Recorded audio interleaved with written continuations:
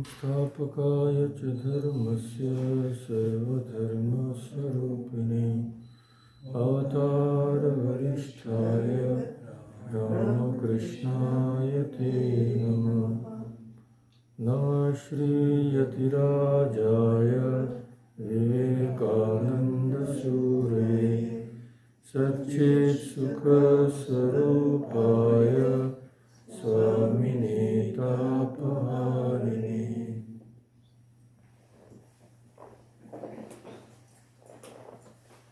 So we'll be continuing our discussion on Swami Vivekananda's wonderful Karma Yoga. Of course, all his talks and all his writings are wonderful and his insights are simply amazing. Each sentence is worth meditating upon. So we are nearing the end of Karma Yoga. Maybe one or two discussions we may have to do. Today we will be discussing a very important point regarding thoughts. So in brief, just as pointers, we will see how thoughts act and react upon one another. Then how they gain strength from each other. And of course, how thoughts regulate our physical activities. Thoughts are behind all our motions.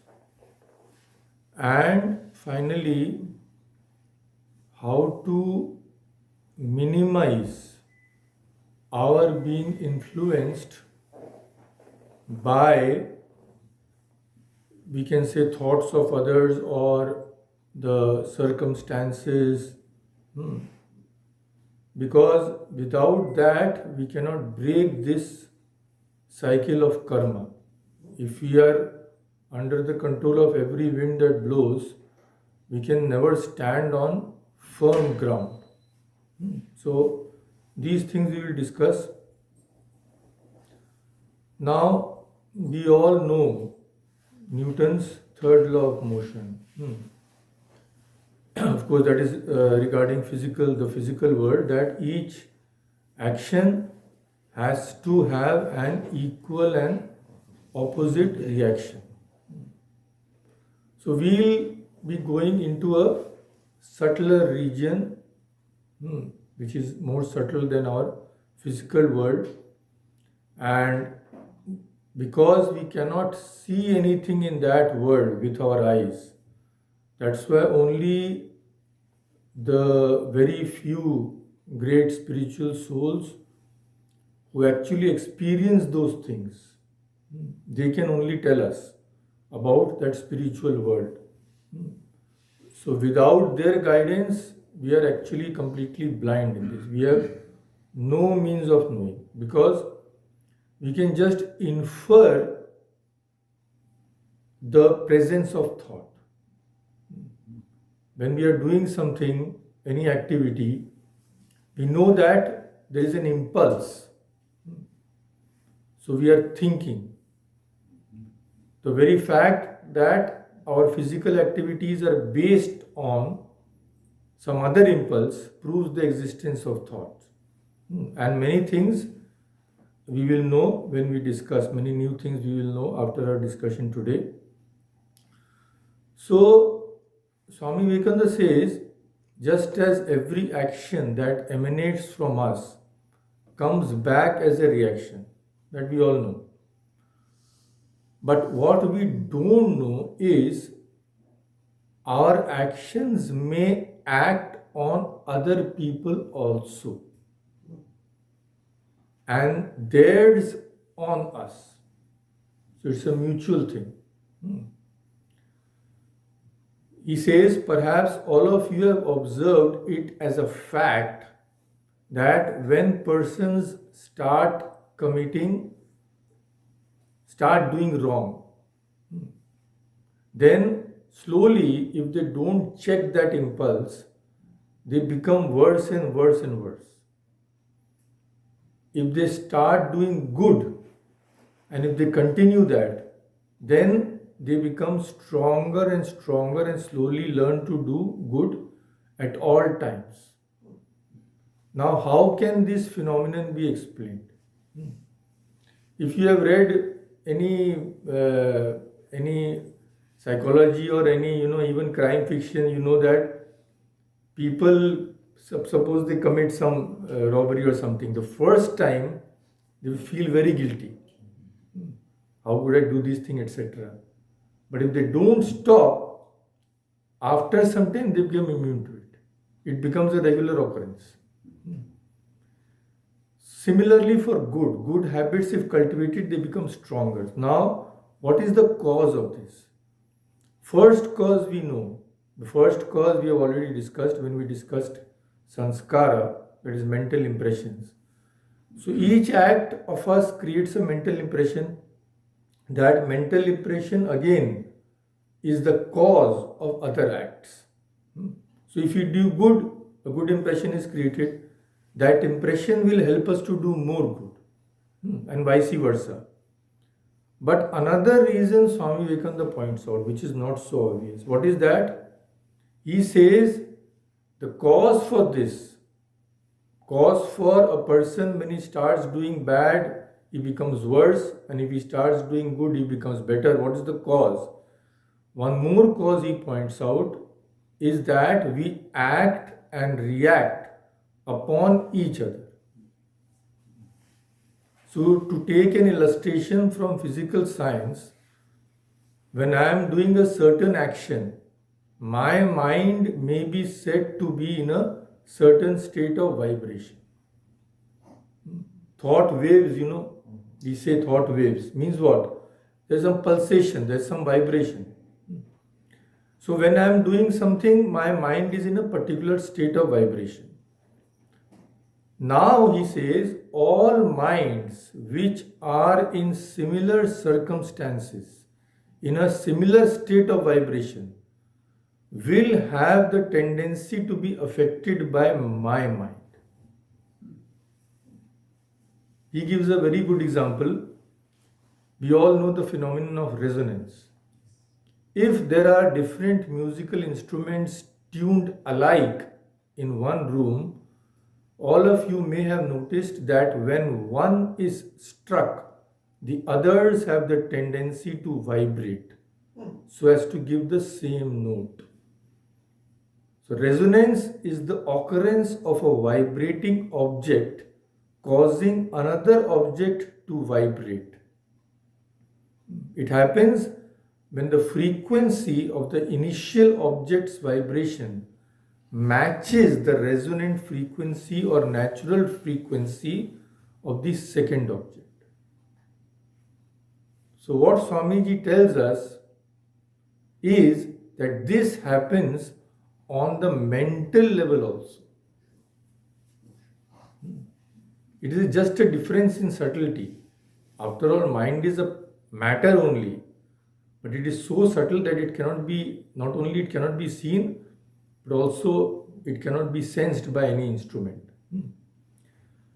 So he says, as in the physical world, so in the mental world, all minds that have the same tension, so to say, will be equally affected by the same thought. Of course, the influence of thought on mind will vary according to some factors. First is, of course, distance. If someone is sitting in India, we may not be influenced by his thought at all. But if someone is in the same room, will be influenced to a much greater degree. And it also depends upon the degree of our susceptibility. So these factors are there. But this much is sure that the mind is always open to this influence. So he says, suppose I am doing an evil act. My mind is in a certain state of vibration. So all minds in the whole world which are in a similar state then have the possibility of being affected by the vibration of my mind. And when I'm doing a good action, my mind is in another state of vibration. All minds similarly strung, so to say, have now the possibility of being affected by my good actions, my mind. And this power of mind upon mind is more or less according as the force of the tension is greater or less. So in vibrations, amplitude we all know. It is a degree, the force, it represents the force. So our being influenced by others and their being influenced by us will depend on the force of the thought which we have. The more powerful the thought, the greater will be the chance of being influenced. That is why gigantic personalities, they influence us more. Why? Because of the great power their mind has. This may be evil also, mind you. It may be good, it may be evil. But it just has to be powerful to influence others. But on the other extreme, many are immune to their influence also. So it is very difficult to say. Very bad people won't be even influenced by incarnations. In Sri Ramakrishna's life itself, there is the incident that two friends went. So one found Sri Ramakrishna's presence very inspiring, uplifting, his words illuminating. The other friend got restless. He said, "What are you listening to all this? Let us go from here." So even great personalities cannot influence those people. Not everybody worshipped Jesus, not everybody worshipped Buddha. They also had their enemies. So we know that this can also happen. Even in Mahabharata we see Shri Krishna was there amongst them, but Duryodhana could not learn anything from him. So these exceptions are there. But of course, exceptions only prove the rule. As a rule, all the minds which are in a similar state can be influenced by one another. This is the thing. Now, following this simile further, it is quite possible, Swami Vivekananda says, that just as light waves may travel for millions of years before they reach any object, so thought waves may also travel hundreds of years before they meet an object with which they vibrate in unison. We don't know. So it is quite possible, therefore, that this atmosphere of ours is full of such thought pulsations, as it is full of these light waves. So similarly, it is also full of such thoughts, both good and evil. Every thought projected from every brain goes on pulsating, as it were, until it meets a fit object, a receiver, which can receive it. So any mind which is open to receive these impulses will receive them immediately. It is just like a transmitter and a fit instrument to receive the transmission. So what is happening when a person is doing some very good deed or when he is doing some very evil deed? When he is doing a very evil action, suppose, he has brought his mind to a certain state of vibration, certain state of tension. So what is happening? He has become a fit recipient now of all similar evil thoughts. So all the waves which are around him, all the thought waves which are around him, which correspond to that state of tension, which are already there in the atmosphere, now all those will struggle to enter his mind, because he has made himself fit to receive only those things. That is why, again, the first point, that is why an evildoer if he doesn't realize his mistake, he will continue to do evil. Because after some stage, he cannot resist the impulses of all those thoughts.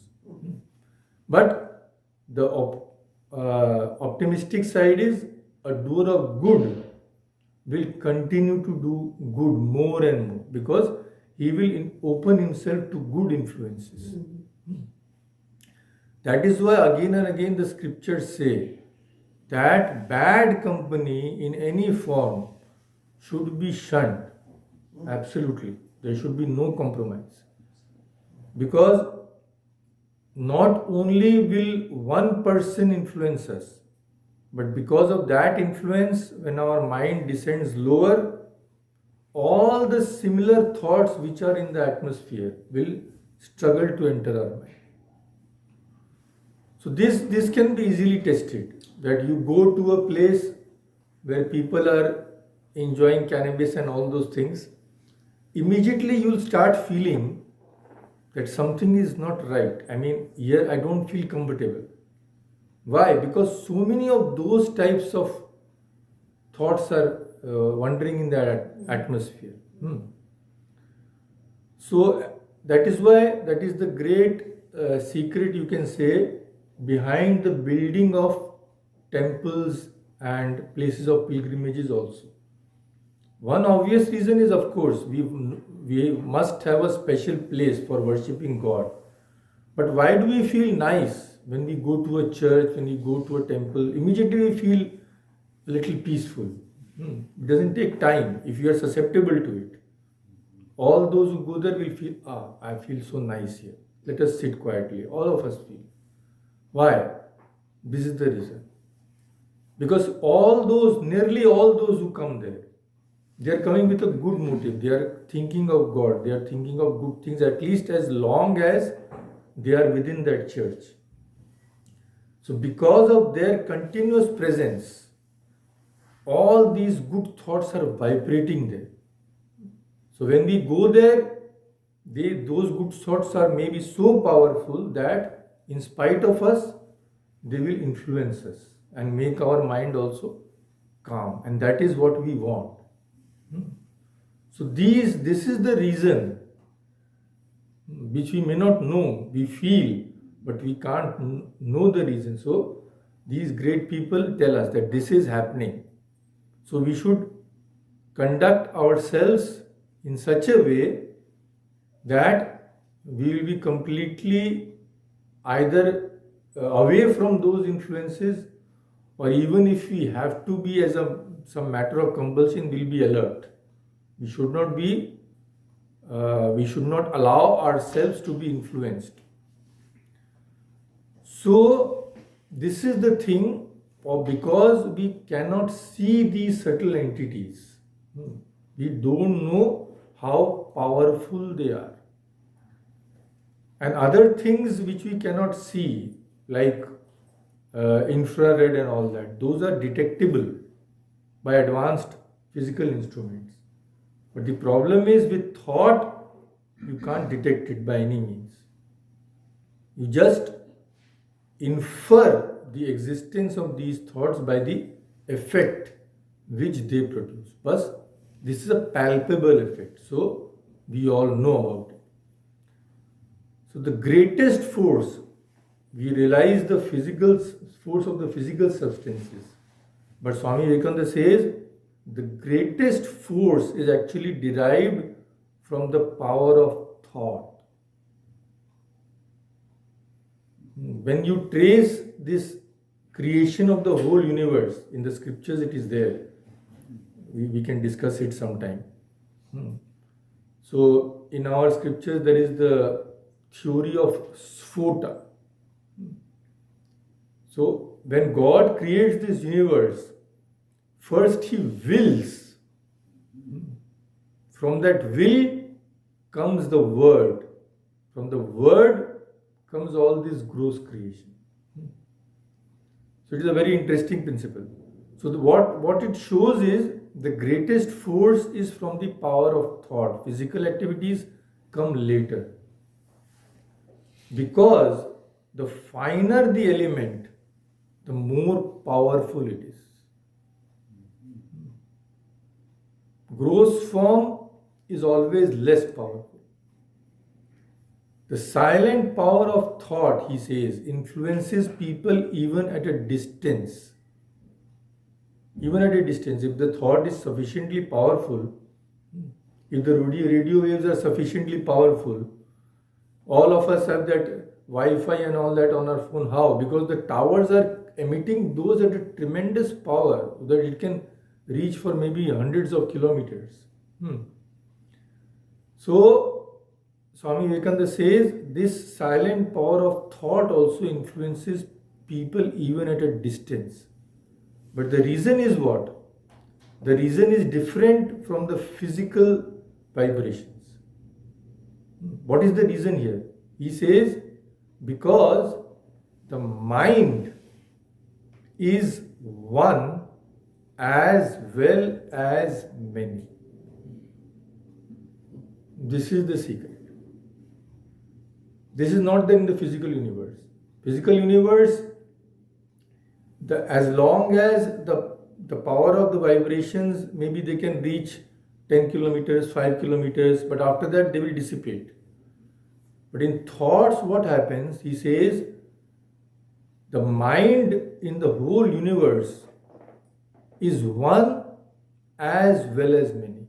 Now this may be it may sound very strange, but we can just take a simple example. When I was thinking how to put this in a concrete form, if someone asks us, air is one or many? One. But it is also many. Exactly. It's the same air. Isn't it? Yeah. We say that the air in this room is different from the air outside. Don't we say? It's colored. But we all know that air is one. So from this we can understand how can something be one and many at the same time. So he says, Swamiji says, it's a revolutionary, for us it is absolutely, that mind is also like that in the universe. There is something known as cosmic mind. We'll see all that when we study, go into more depth in the Vedanta. So mind is one as well as many. Swami Vivekananda gives a wonderful example. He says, the universe is like a cobweb. Cobweb is connected throughout, and minds are like spiders. So universe is a cobweb connected throughout, and the mind is like a spider, means it can access all the places. How can it access everything? Very simple. The subtler the object, the more pervasive it is. We all know. Any jar or something, if we break, no problem. But if our radiator bursts or some boiler bursts, as it happened here, then we'll be in a fix. Because water can't be controlled easily. If something happens, the pipe bursts in the ceiling, you are gone. Physical objects, it is grosser objects, it is easier to control. But the subtler the object is, it is more pervasive. Therefore, air is pervading everywhere. You cannot stop the passage of air. So, mind is the subtlest, we can say. So, it is pervading throughout the universe, he says. It is one as well as many. It is many because it seems to be confined within our own bodies. Each individual soul's mind, we say, is a different one. But this mind is also connected to other minds. If something cannot be connected, it cannot be influenced by that thing. So the very fact that it is being influenced by other minds tells us that somehow or the other we are connected. And Swami Vivekananda has explained what is this connection like. Another beautiful way in which he explains this transfer of thoughts. The simplest way, most probably. He says in another lecture which was given in America, he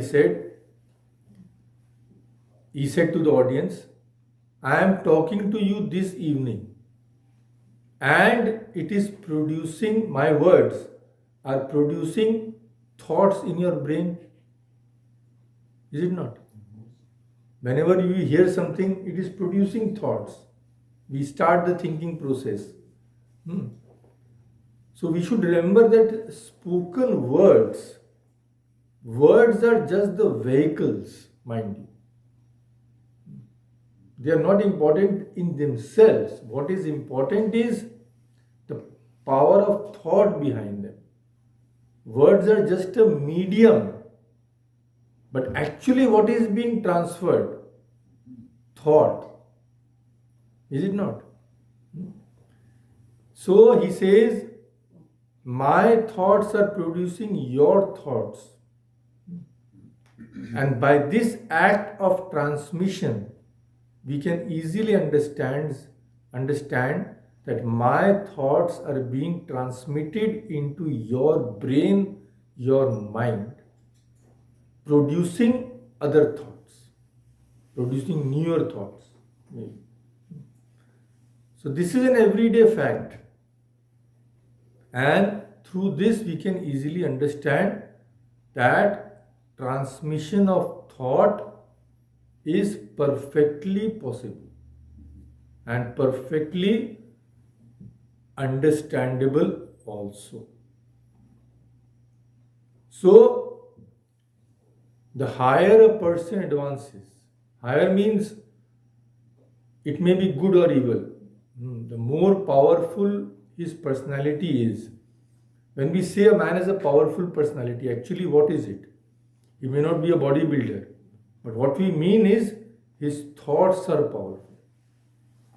He can easily influence other people. So about the highest kind of men, Swami Vivekananda says, who are almost godlike, highly spiritual. About them he says, the highest men are calm, silent, and unknown. They are the people who really know the power of thought. They are sure that even if they go into a cave and close the door and simply think 5 true thoughts and then pass away, those 5 thoughts of theirs will live through eternity. Indeed, such thoughts will penetrate through the mountains, cross the oceans, and travel through the world. They will enter deep into human hearts and brains and raise up men and women who will give those thoughts practical expression.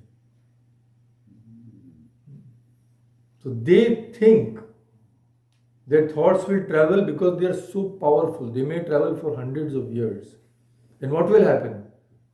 Today or tomorrow, they will get a fit recipient who has the power to make those thoughts practical, give practical expression to them. You have to be fit for that. So it is said that when before Swami Vivekananda was born, there was something like a meteor or something, actually physically, which dropped into Calcutta, or we can say like that. So it is said that when Sri Ramakrishna saw that, he said, now I know that my man has come.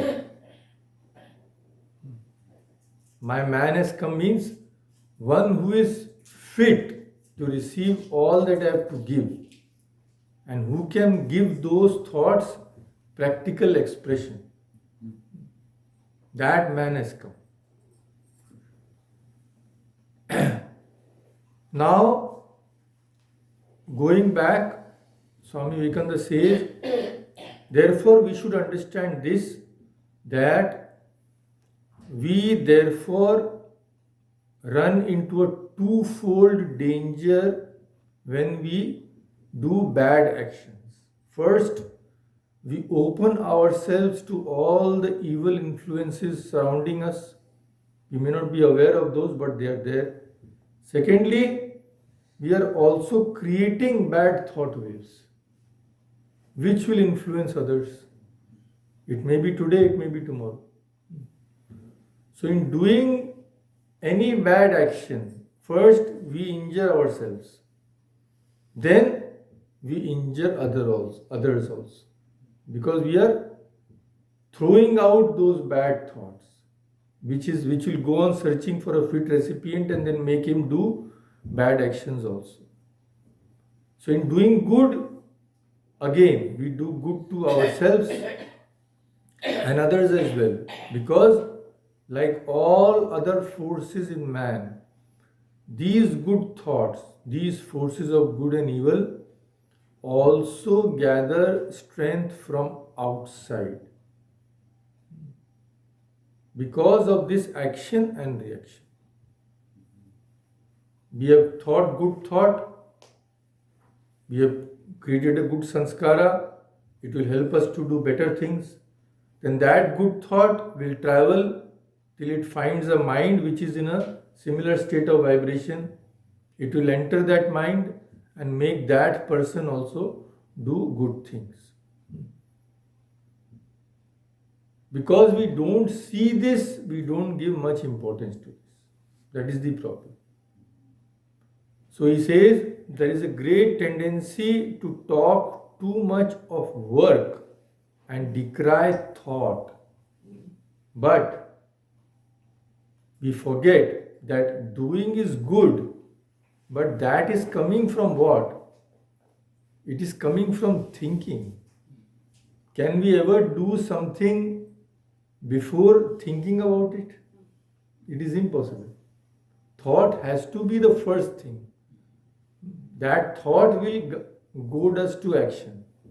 So doing is good, but that comes from thinking. We should never forget that, he says. Little manifestations of energy through the muscles are called work. But when there is no thought, there won't be any work. There cannot be any work. Fill the brain, therefore, he says, with high thoughts, highest ideals. Place them day and night before you, and out of that will come great work. So it will not do to just think 1 hour in 1 month, then start doing whatever you like. It won't work, because we should remember that thought waves are not permanent, first of all. And since we are ordinary people, we are always being influenced by our atmosphere. Means we are being influenced by the thought waves which are pulsating in our surroundings.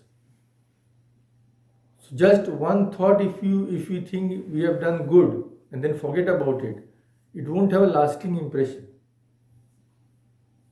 Because the thoughts which surround us continue to exist, and they can influence and be received by us whenever they get the chance to enter our minds. So that's why he says, fill the brain with the highest ideals, that is there, but place them day and night before you. Always be aware of those things. What is the use of putting in temples and all we see, and of course many homes in India, of course practically in every home, we see pictures of gods and goddesses and all that. Why? It is all this theory of association. You see the picture of a saint, of an incarnation of God, without our knowing, his life will appear before us. Immediately we will bow down, we will think about his noble character. So when we are surrounding ourselves with these pictures, which are nothing but symbols of the power behind those persons, immediately, without our knowing, first we see the picture, The senses, when the eyes see that, immediately first the name comes up. Oh Jesus, oh Buddha, oh Rama. And immediately the name, Sri Ramakrishna has said, the name and one named are one and the same. Why? Because that name will bring up in our thoughts immediately the idea behind that name, which is that personality behind that name. So, just by this simple act, that letting our eyes see those good things, immediately by the power of association, good thoughts will rise in our minds. So, we'll be keeping holy company, will be inspired by those ideals whenever we see them and naturally then think about them. And from that will come great work. So, this is what is happening in the world of thought. Thoughts are acting and reacting upon one another. Now, what is true of thoughts means this action and reaction. We have already seen it is also true of actions in the gross world, as actions are proceeding from thoughts. So, according to Karma Yoga, the action we do, any action we do, cannot be destroyed until it has produced its fruit. That reaction has to be there. This, if you hit this, there has to be reaction. So each action we do has to have a reaction, means it has to produce its result. No power in nature can stop it from yielding its result. There is no escape. We can escape from the government and all that, but you can't escape from the result of that action. It is impossible. So he says, if I do an evil action, I must suffer for it. There is no power in this universe to stop or stay it. Similarly, if I do a good action, there is no power in the universe which can stop its bearing good results. So the cause must have its effect. Nothing at all can prevent or restrain this. So this is just carrying the law of action and reaction further. The theory of karma is nothing but this law of action and reaction.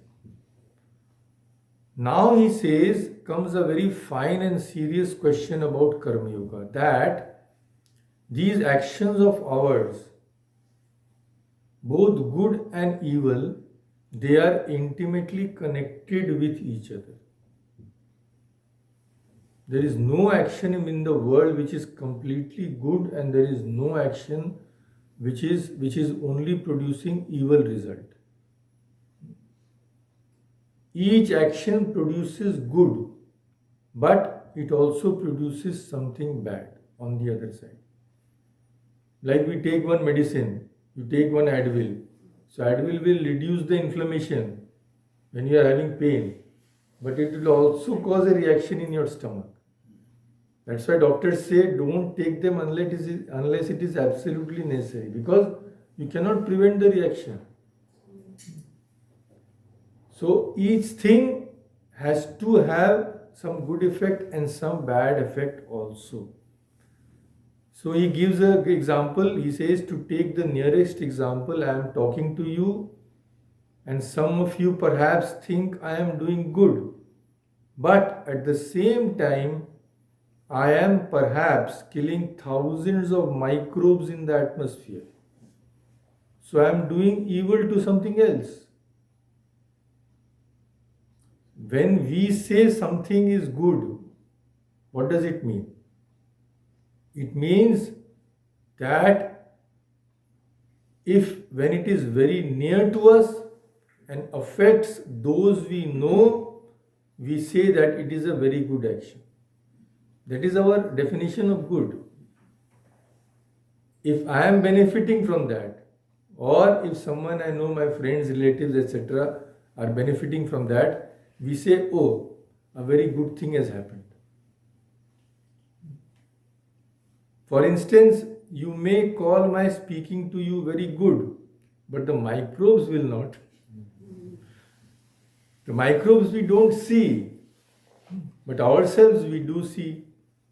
So the way in which my talk affects you is obvious to you, but how it affects the microbes is not so obvious. Similarly, if we analyze our bad actions also, we will see that some good possibly results from them somewhere. If we don't get a stomach ache, the whole medical profession will collapse. All the doctors, all the nurses will be out of work. So this is the world. You can't separate it. Now, if we cannot do good without at the same time doing some evil, not consciously, it will happen because of this law. So we cannot do good without doing evil, we cannot do evil without doing good. So how can we work? And how to get out of this maze? Because whatever results we do, good will come, that good will result, that result will come to us. When the result comes to us, it will prompt further action. Bad will also come, make us suffer, that will also have prompt further action. So how to get out of this cycle? So he says, what is the solution? There have been therefore some sects in this world who have an astounding way of getting beyond this cycle. What? They preach slow suicide as the only means to get out of the world, because they say if a man lives, he will injure something or the other, animals or plants or something. You cannot live without injury. So, better to die. This seems to be logical, but this is no solution. So, what is the true solution? The true solution, Swamiji says, is found in the Bhagavad Gita. What does Bhagavad Gita say? Yes, it is true that thoughts will, our actions will produce good somewhere and some bad somewhere. But if you are not attached to those actions, then those results won't come to you at all. This is the law which operates in the world of karma. If I do something, if I want the good side, I have to have the bad side. You can't escape it. Because the results you are wanting. So it is not that you can only take the positive result. If you want the result, both will come. You can't avoid it. Like when we take the medicine, you can't, if you go to a doctor and tell, give me a medicine without side effects, he says, there is nothing like that. So here also. So what is the way out? The way out is, we cannot stop doing karma. Even breathing is karma. You can't stop doing karma. Even if you stop and die, we have to take birth again. So the solution is what? Solution is, if you don't be attached to that word. Attachment means what? Attachment means only one thing. Expectation of result. So Julian knows everything. Oh yeah, made a lot of mistakes. So he says, what does the Gita say? Gita says that know that you are separated entirely from the world. Think about your real nature. Though you are in the world, and that whatever you may be doing in it, be sure that you are not doing that for your own sake, for any selfish motive. Because reason is simple. Any action that you do for yourself will bring its effect to bear upon you. Because you want something from that. It is as simple as that. If it is a good action, you will have to take the good effect, and if bad, we will have to take the bad effect. But any action to which we are completely unattached as if some other person is doing it, then it cannot have any effect upon us at all. So in the Gita, when Sri Krishna initially preaches Arjuna, he says a very strange thing. He says, the man of knowledge, even if he kills the whole universe, Arjuna is telling, no, I will not fight. Because fighting means doing injury. Injury means sin. So Sri Krishna says that is not the solution. You can't escape from doing your duty. So what is the solution? He says, if you gain the knowledge that you are completely separated from the mind and the body, then even when your mind and body act, it will just be as if some other person is acting. So he says that man of knowledge, even if he kills the whole universe, he does not kill anybody. Na hanti, na nibadhyate. Nibadhyate means because he is completely unattached, he is not bound with the results of that action. So, even if he kills the whole universe or be himself killed, he is neither the killer nor the killed. So, what does Karma Yoga teach? Karma Yoga teaches work, but don't work for your enjoyment. Enjoyment should not be the goal.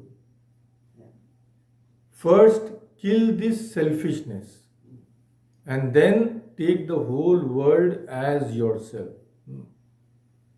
So he quotes from Sanskrit, from Christian scripture. He says, as the old Christians used to say, the old man must die. What is this old man? He says, the old man is the selfish idea that the whole world is made for our enjoyment. So he says, foolish parents teach their children to pray, "O Lord, you have created this sun for me and this moon for me," as if the Lord had nothing else to do rather than create everything for these babies. So he says, do not teach your children such nonsense. If the world is created for us, we are also created for the world. So that this world is created for our enjoyment, he says, is the most wicked idea that holds us down. This world is not for our sake. It is for our sake in only one sense, that we can gain perfection by being completely unselfish here. That is the only gain. So he says, millions like us pass out of the world every year. The world does not feel it. Millions of others are supplied in our place. So just as much as the world is for us, so we also are for the world. So when he says, when you have trained your mind and your nerves to realize the idea of the world's non-dependence on you or anybody, then there will be no reaction.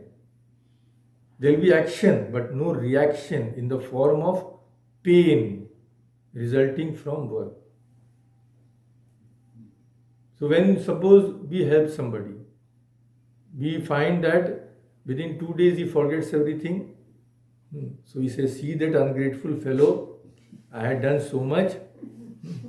So this, we are feeling pain, we are reacting. Why? Because maybe we think if I had not helped him at that time, that person would have died. And see, I did so much for him. So what are we thinking? We are thinking that he depended on us. If we had not been there, some bad thing would have befallen him. But this is not true, Swamiji says. If his karma was such that he was supposed to get that thing which you have given, he would have got it even if he was in the middle of the Sahara desert. He did not depend upon you at all. So that's why he says, when we realize the world's non-dependence on us, there will be no reaction in the form of pain resulting from work. When you give something to a person and expect nothing, don't even expect that person to be grateful. His ingratitude will not tell upon you because you never expected anything, because you never thought that you deserve anything. You gave him what he deserved, his own karma got it for him, and your karma made him the carrier. So we are just like the courier people of Amazon and all that. We may give them thanks, but they also know that it is okay. I am supposed to do my duty. I am not doing something extraordinary. So this is called non-attachment. And Swami Vivekananda says, when you have acquired this feeling of non-attachment, then there will be neither good nor evil for you. Because he has already told us what we consider as good. We only consider as good what benefits us, or what benefits our people to whom we are attached. That is good. So what a profound idea this is. What is marking the difference between good and evil? It is all attachment. It is all association. That's why saints are calm. They see both sides. They don't get excited like us for every minor thing. So this is the thing, that don't be susceptible to this selfishness. Make yourself morally strong, spiritually strong. What do we do when we exercise our body and we eat nutritious food? What are we doing? We are not killing any germs outside. We are just making ourselves strong so that germs can't affect us. They can easily make a weak body ill. But if we make ourselves strong, then those may exist, but they can't harm us. So making ourselves spiritually strong means what? Making ourselves unattached. Always strong enough to resist those impulses of selfishness. Then nothing will have the power over us. This is the thing. So he says, nothing in this universe has power over you until you allow it to exercise such power. Nothing has power over the self of man until the self becomes a fool and loses independence. So by non-attachment, you overcome and deny the power of anything to act upon you. People who are always thinking of profit and loss, if you just see, if you be with them, they are in a state of perpetual excitement. Always you will see them restless. They are always thinking of what I will gain, what I will lose. Always their eyes will be on the stock market, this, that, governments, what will happen, not happen. They will keep on imagining after 10 years. So the more selfish a person is, the more easily excitable he will be and the more susceptible he will be. That is the thing. So now we will end with just a small story which demonstrates.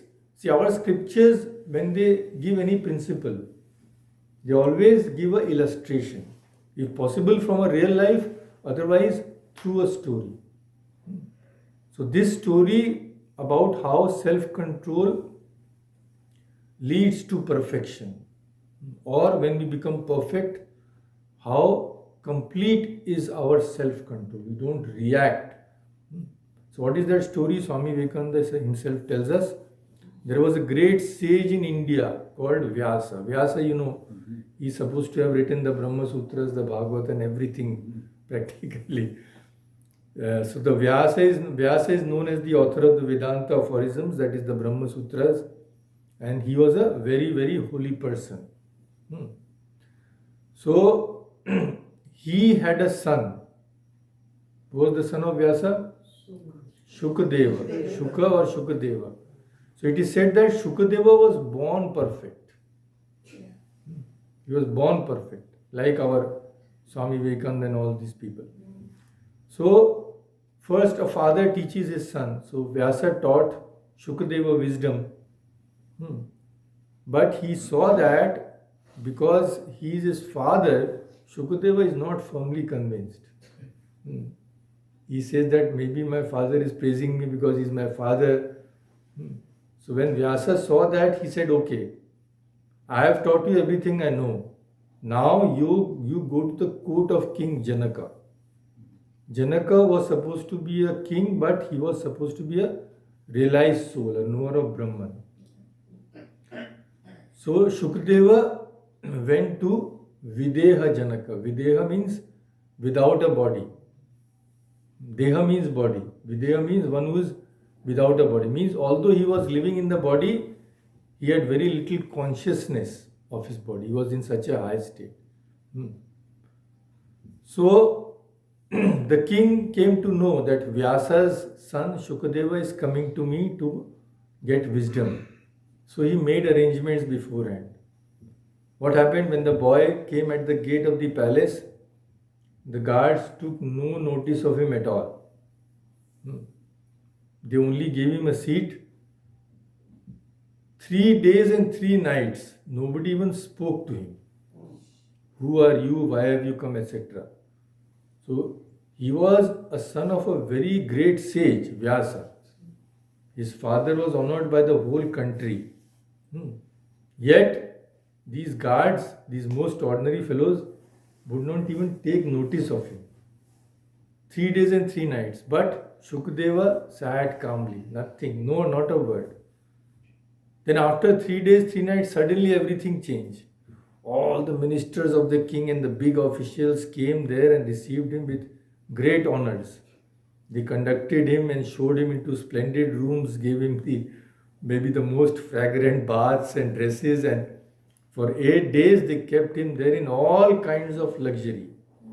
But the solemnly serene face of Shuka did not change even to the smallest extent.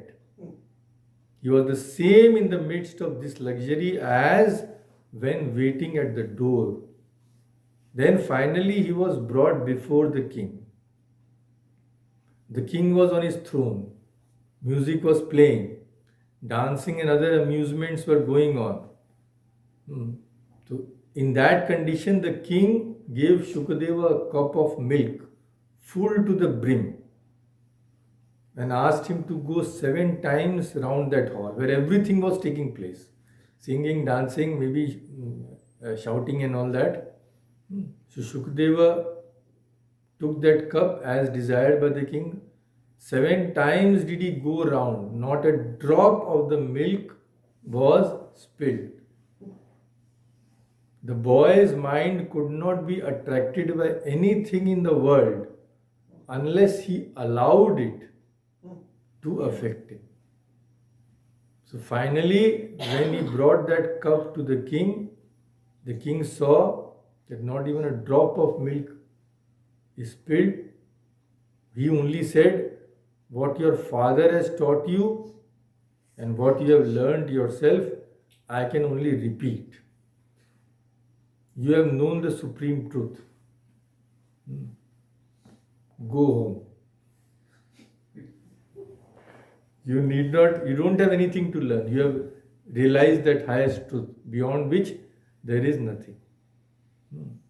So this is the sign of knowledge. As Sri Ramakrishna says, what is the sign of knowledge? Unshakable buddhi. It cannot be shaken. How? He compares this to a blacksmith's anvil, which receives continuous blow, so much hammering. But it doesn't break. It is not affected at all. It says, go on, continue your hammering. You can't affect me. So, this is that supreme state, the final aim of Karma Yoga. When a person is completely detached, he has known that his real nature is far, far beyond this world. This world is just like a mud puddle for him. Nothing can influence him. He's got hold of something far greater. That is the aim of all the yogas, to realize that we are that reality, our real nature is that. Slowly, slowly, through the world, get out of the world is Karma Yoga. By work, get rid of work. In Jnana Yoga, at the very first, you have to give up all this work. But Karma Yoga teaches it is not that this is not possible for everybody. Give up all kinds of work. No. So, work in such a way that that work will itself lead you to freedom. So, let us stop here today. Om Shanti Shanti Shanti Hari Om Tat Sat Shri Ram Krishna